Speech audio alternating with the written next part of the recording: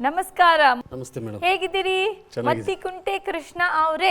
ಚೆನ್ನಾಗಿದ್ದೀನಿ ಮೇಡಮ್, ನಿಮ್ಮೆಲ್ಲರ ಆಶೀರ್ವಾದ. ಹೌದಾ? ಓಕೆ. ಗುರುವಿನ ನಿನ್ನಾಟ ಬಲ್ಲವರು ಯಾರ್ಯಾರು ಹಾಡ್ತಿದ್ದೀರಲ್ಲ ಇವತ್ತು? ಹ್ಞೂ ಮೇಡಮ್. ಫುಲ್ ಜೋಶಲ್ಲಿ ಹಾಡ್ತೀರಾ? ಹಾಡ್ತೀನಿ ಮೇಡಮ್.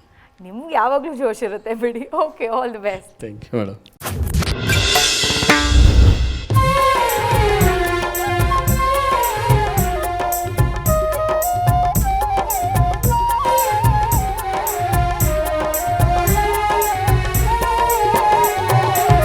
ಗುರುವೇ ನಿನ್ನಾಟ ಬಲ್ಲವರ್ಯಾರ್ಯಾರೋ, ಶಿವನೇ ನಿನ್ನಾಟ ಬಲ್ಲವರ್ಯಾರ್ಯಾರೋ, ಗುರುವೇ ನಿನ್ನಾಟ ಬಲ್ಲವರ್ಯಾರ್ಯಾರೋ, ಶಿವನೇ ನಿನ್ನಾಟ ಬಲ್ಲವರ್ಯಾರ್ಯಾರೋ.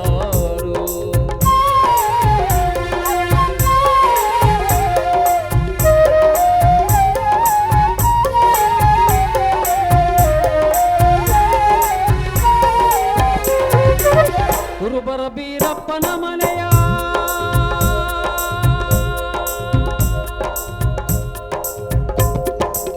ಕುರುಬರ ಬೀರಪ್ಪನ ಮನೆಯ ಕಂಬಳಿಯ ಗದ್ದುಗೇರಿ, ಕುರುಬರ ಬೀರಪ್ಪನ ಮನೆಯ ಕಂಬಳಿಯ ಗದ್ದುಗೇರಿ, ಶಿವನು ಕೈಲಾಸದಲ್ಲಿ ಹರನು ಕೈಲಾಸದಲ್ಲಿ, ಶಿವನು ಕೈಲಾಸದಲ್ಲಿ ಹರನು ಕೈಲಾಸದಲ್ಲಿ, ತೈತೋಂ ತಗಡ್ದೋಂ ತೈತೋಂ ತಗಡ್ದೋಂ ಎಂದು ಕುಣಿವ ಗುರುವೇ ನಿನ್ನಾಟ ಬಲ್ಲವರ್ಯಾರ್ಯಾರೋ, ಹರನೇ ನಿನ್ನಾಟ ಬಲ್ಲವರ್ಯಾರ್ಯಾರೋ.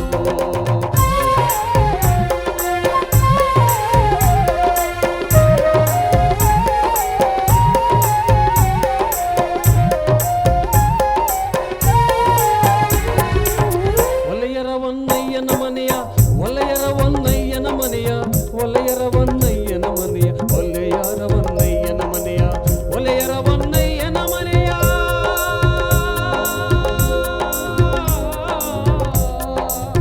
ಒಲೆಯರ ಒನ್ನಯ್ಯನ ಮನೆಯ ವನ್ನ ಪ್ರಸಾದಕ್ಕಾಗಿ, ಒಲೆಯರ ಒನ್ನಯ್ಯನ ಮನೆಯ ವನ್ನ ಪ್ರಸಾದಕ್ಕಾಗಿ, ಶಿವನು ಕೈಲಾಸದಲ್ಲಿ ಹರನು ಕೈಲಾಸದಲ್ಲಿ, ಶಿವನು ಕೈಲಾಸದಲ್ಲಿ ಹರನು ಕೈಲಾಸದಲ್ಲಿ, ತೈತೋಂ ತಗಡ್ತೋಂ ತೈತೋಂ ತಗಡ್ತೋಂ ಎಂದು ಕುಣಿವ ಗುರುವೇ ನಿನ್ನಾಟ ಬಲ್ಲವರ್ಯಾರ್ಯಾರೋ, ಹರನೇ ನಿನ್ನಾಟ ಬಲ್ಲವರ್ಯಾರ್ಯಾರೋ, ಗುರುವೇ ನಿನ್ನಾಟ ಬಲ್ಲವರ್ಯಾರ್ಯಾರೋ, ಶಿವನೇ ನಿನ್ನಾಟ ಬಲ್ಲವರ್ಯಾರ್ಯಾರೋ.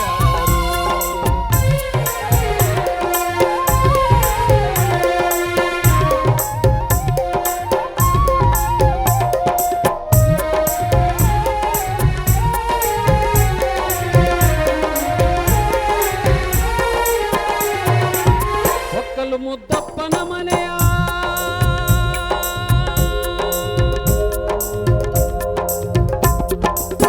ಒಕ್ಕಲು ಮುದ್ದಪ್ಪನ ಮನೆಯ ಒಕ್ಕಲುತನವ ಕಂಡು, ಒಕ್ಕಲು ಮುದ್ದಪ್ಪನ ಮನೆಯ ಒಕ್ಕಲುತನವ ಕಂಡು, ಶಿವನು ಕೈಲಾಸದಲ್ಲಿ ಹರನು ಕೈಲಾಸದಲ್ಲಿ, ಶಿವನು ಕೈಲಾಸದಲ್ಲಿ ಹರನು ಕೈಲಾಸದಲ್ಲಿ, ತೈತೋಂ ತಗಡ್ತೋಂ ತೈತೋಂ ತಗಡ್ತೋಂ ಎಂದು ಕುಣಿವ ಗುರುವೇ ನಿನ್ನಾಟ ಬಲ್ಲವರ್ಯಾರ್ಯಾರೋ, ಹರನೇ ನಿನ್ನಾಟ ಬಲ್ಲವರ್ಯಾರ್ಯಾರೋ, ಗುರುವೇ ನಿನ್ನಾಟ ಬಲ್ಲವರ್ಯಾರ್ಯಾರೋ, ಶಿವನೇ ನಿನ್ನಾಟ ಬಲ್ಲವರ್ಯಾರ್ಯಾರೋ,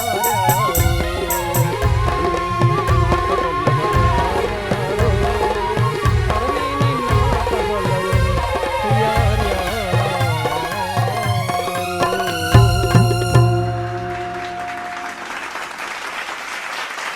ಗುರುವೇ ನಿನ್ನಾಟ ಬಲ್ಲವರ್ಯಾರ್ಯಾರೋ.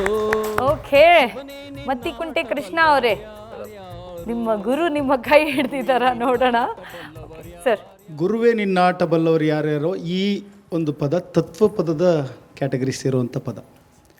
ತುಂಬ ಜನ ಜನಪದ ಗಾಯಕರುಗಳು ಇದನ್ನೆಲ್ಲ ಹಾಡಿದ್ದಾರೆ. ಒಮ್ಮೆ ನಾನು ಒಂದು ಲೈವ್ ಕನ್ಸರ್ಟಲ್ಲಿ ಹಾಡಬೇಕಾದ್ರೆ ಇದರಲ್ಲಿ ವಿಶೇಷ ಏನಂತಂದರೆ ಶಿವನ ಮುಂದೆ ಎಲ್ಲರೂ ಒಂದೇ ಅನ್ನೋ ತತ್ವ ಇದು. ಜಾತಿ ಭೇದಗಳಿಲ್ಲ. ಅವ್ರವ್ರ ಕಸುಬುಗಳನ್ನು ನೋಡಿ ಭಗವಂತ ಅಲ್ಲಿ ಕೈಲಾಸದಲ್ಲಿ ಕುಣಿತಾನೆ ಅನ್ನೋ ಒಂದು ಅರ್ಥದಲ್ಲಿ ಬರುವಂಥ ಹಾಡಿದು. ಜನಪದ ಸಾಹಿತ್ಯದ ಸಂಗೀತದ ಅದರ ಮೂಲ ಭಾವನೆ ಅರ್ಥ ಮಾಡ್ಕೊಳ್ಳದೆ ಹೊರತು ಆ ಹಾಡುಗಳಿಗೆ ಮೌಲ್ಯ ಬರೋದಿಲ್ಲ.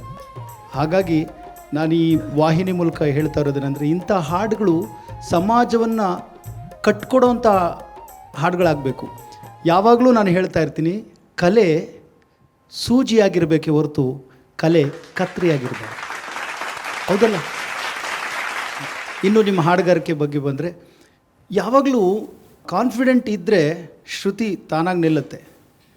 ಸ್ವಲ್ಪ ಕಾನ್ಫಿಡೆಂಟ್ ಕಳ್ಕೊಂಡ್ರೆ ತಾನಾಗ್ತಾನೆ ಅದು ಡ್ರಾಪ್ ಆಗ್ತಾ ಹೋಗ್ಬಿಡುತ್ತೆ ಅಲ್ವಾ? ಒಂದು ಮನೇಲಿ ಪ್ರಾರಂಭ ಮಾಡಿದ್ರೆ ಗಟ್ಟಿಯಾಗಿ ಆ ಮನೆಯಲ್ಲಿ ನಿಂತ್ಕೋಬೇಕು. ಅಲ್ಲೋಗೋದು, ಆ ಮನೆಗೆ ಹೋಗಿ, ಈ ಮನೆಗೆ ಹೋಗಿ, ಈ ಮನೆಗೆ ಹೋಗಿ, ಎಲ್ಲ ಮನೆ ಸುತ್ಕೊಂಡು ಬಂದು, ಅಂದರೆ ಒಂದು ಮನೆ ಅಂದರೆ ಸ್ವರಗಳಿರ್ತಾವೆ, ಅದು ಬೇರೆ ವಿಷಯ. ಶ್ರುತಿ ಬಗ್ಗೆ ಹೇಳ್ತಾ ಇದ್ದೀನಿ ನಾನು ಅಲ್ವಾ? ಅಲ್ಲಿ ಇಲ್ಲಿ ಎಲ್ಲ ಆಟ ಆಡ್ಕೊಂಡು ಬಂದು ಒಂದು ಕಡೆ ಗಟ್ಟಿಯಾಗಿ ನಿಂತ್ಕೋಬೇಕು. ಅದು ಯಾವಾಗ ಬರುತ್ತೆ ಅಂತಂದರೆ ಕಾನ್ಫಿಡೆಂಟಾಗಿ ಹಾಡಿದಾಗ ಮತ್ತು ಅಭ್ಯಾಸ ಮಾಡಿದಾಗ. ಒಳ್ಳೆ ಹಾಡನ್ನು ಆಯ್ಕೆ ಮಾಡಿದಿರಿ, ಧನ್ಯವಾದಗಳು. ಅರ್ಚನಾ ಮ್ಯಾಮ್. ಕೃಷ್ಣ ಅವರೇ, ಅದ್ಭುತವಾದ ಧ್ವನಿ ನಿಮ್ಮದು. ಗುರುಬರ ಬೀರಪ್ಪನ ಮನೆಯ ಕಂಬಳಿಯ ಗದ್ದುಗೆ ಏರಿ, ಧ್ವನಿ ಮಾತ್ರ ದೇವರ ವರ. ಅದು ಅದರಲ್ಲಿ ನಾವು ಏನನ್ನೂ ಮಾಡ್ಕೊಳ್ಳೋದಕ್ಕೆ ಸಾಧ್ಯ ಆಗಲ್ಲ. ನಮ್ಮ ಕಲಿಕೆಯನ್ನು ನಾವು ಇಂಪ್ರೂವ್ ಮಾಡ್ಕೊಳ್ಳೋದು ಅಥವಾ ಹಾಳು ಮಾಡ್ಕೊಳ್ಳೋದು ಏನು ಬೇಕಾದರೂ ಅದು ನಮ್ಮ ಕೈಲಿದೆ. ಧ್ವನಿ ಅನ್ನೋದು ಮಾತ್ರ ಅದು ಒರಿಜಿನಲ್ಲು. ಅದು ಒಬ್ಬೊಬ್ಬ ಮನುಷ್ಯರಿಗೂ ಒಂದೊಂದು ವಿಭಿನ್ನವಾದಂತಹ. ಈಗ ನೀವು ಯಾರಿಗೋ ಫೋನ್ ಮಾಡಿರ್ತೀರ, ತಕ್ಷಣ ಅವ್ರು ನಿಮ್ಮ ಹೆಸರು ಬರದೇ ಹೋದ್ರೂ ತಕ್ಷಣ ಕಂಡುಹಿಡಿತಾರಲ್ವ ನಿಮ್ಮ ಧ್ವನಿ ಕೇಳಿಬಿಟ್ಟು. ಮೇರಿ ಆವಾಜ್ ಹಿ ಪೆಹಚಾನ್ ಹೇ ಅಂತ ಸುಮ್ಮನೆ ಎಲ್ಲ ಹೇಳಿರೋದು. ನಮ್ಮ ಧ್ವನಿಯೇ ನಮ್ಮ ಗುರುತಾಗಿರಬೇಕು. ಆ ಥರ ಒಂದು ಗುರುತನ್ನು ಮೂಡಿಸುವಂತಹ ಅಪ್ರತಿಮವಾದ ಧ್ವನಿ ಇದೆ ನಿಮಗೆ. ಶಿವನು ಕೈಲಾಸದಲ್ಲಿ, ಹರನು ಕೈಲಾಸದಲ್ಲಿ.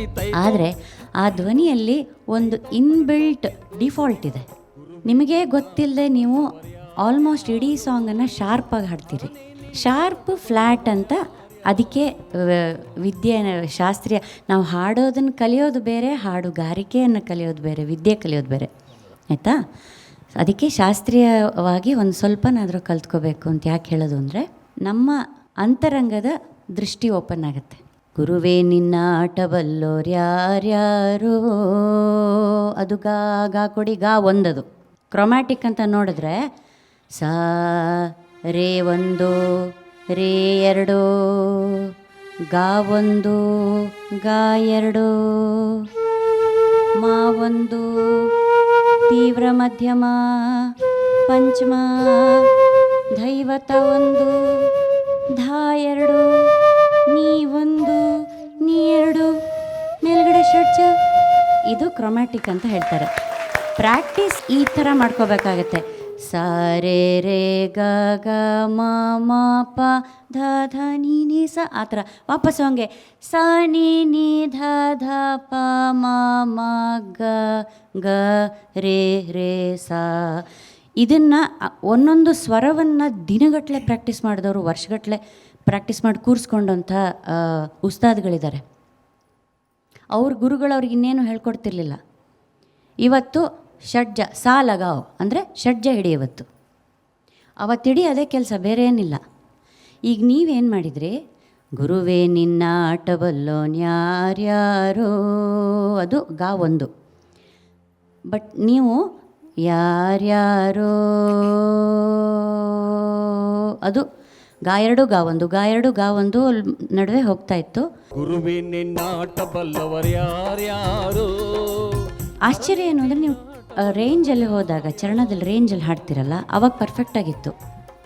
ಮಧ್ಯದ ಸ್ವರಗಳೇನಿರ್ತವೆ ಅಥವಾ ನೀವು ಮಂದಿರದಲ್ಲಿ ಹಾಡುವಾಗ ಎಲ್ಲ ಶಾರ್ಪ್ ಆಗ್ತಾಯಿದೆ, ಪ್ರತಿಯೊಂದು ಲ್ಯಾಂಡಿಂಗು ಶಾರ್ಪ್ ಆಗ್ತಾಯಿದೆ. ಅದ್ರ ಕಡೆ ನೀವು ಹೆಚ್ಚು ಗಮನ ಕೊಟ್ಟರೆ ನಿಮಗೆ ದೇವರು ಕೊಟ್ಟಿರುವಂಥ ಧ್ವನಿಗೆ ನೀವು ಮ್ಯಾಜಿಕ್ ಮಾಡಬಹುದು. ಸೊ ಆ ಕಡೆ ಗಮನ ಕೊಡಿ, ಆಯಿತಾ? ಒಳ್ಳೆಯದಾಗಲಿ. ವೇಮುಗಲ್ ಸರ್. ಕೃಷ್ಣ ಅವರೇ, ತುಂಬ ಸುಶ್ರಾವ್ಯವಾಗಿ ಹಾಡಿದ್ರಿ, ಗಟ್ಟಿ ಧ್ವನಿ ಇದೆ, ಕೇಳಲಿಕ್ಕೂ ತುಂಬ ಇಂಪಾಗಿತ್ತು. ಅರ್ಚನಾ ಮ್ಯಾಮ್ ಹೇಳಿದಾಗೆ ಆ ಸ್ವರ ಸಂಸ್ಕಾರನ ಕಲಿಬೇಕು. ಹೆಚ್ಚಿಗೆ ನಮ್ಮ ಜನಪದ ಗಾಯಕರು ಅದರ ಬಗ್ಗೆ ಯಾರೂ ಅಷ್ಟು ಆಸಕ್ತಿ ಕೊಟ್ಟಿಲ್ಲ ಮೇಡಮ್. ಇನ್ನು ಮುಂದೆ ಕೊಡಬೇಕು. ಯಾಕಂದರೆ ಹಳ್ಳಿಯಿಂದ ಬಂದ ಜನ ನಾವೆಲ್ಲ. ಹಾಗಾಗಿ ಹಾಡು ಮೊದಲನೇದಾಗಿ ಹಾಡು ಕಲಿಯೋದಕ್ಕೆ ಮತ್ತು ಅವಕಾಶಗಳಿಗಾಗಿ ಪ್ರಾರಂಭ ಆಯಿತು ಈ ಜನಪದ ಗೀತೆಗಳು. ಹಾಗಾಗಿ ಇನ್ನೂ ಹೆಚ್ಚಿನ ವಿದ್ಯೆ ಮುಂದಿನ ದಿನಗಳಲ್ಲಿ ಕಲೀಲಿಕ್ಕೆ ಈಗಾಗಲೇ ಸೂಕ್ಷ್ಮಗಳನ್ನು ಮೇಡಮ್ ಹೇಳಿದ್ದಾರೆ. ಅದ್ರ ಬಗ್ಗೆ ಮಾಡಿ ಒಳ್ಳೆ ಕಂಠ ಇದೆ, ಒಳ್ಳೆ ಎನರ್ಜಿ ಇತ್ತು ನಿಮ್ಮದು. ತುಂಬ ಚೆನ್ನಾಗಿ ಆಡಿದಿರಿ. ಧನ್ಯವಾದಗಳು ನಿಮಗೆ. Thank you so much. ಒಳ್ಳೆಯದಾಗಲಿ. Thank you.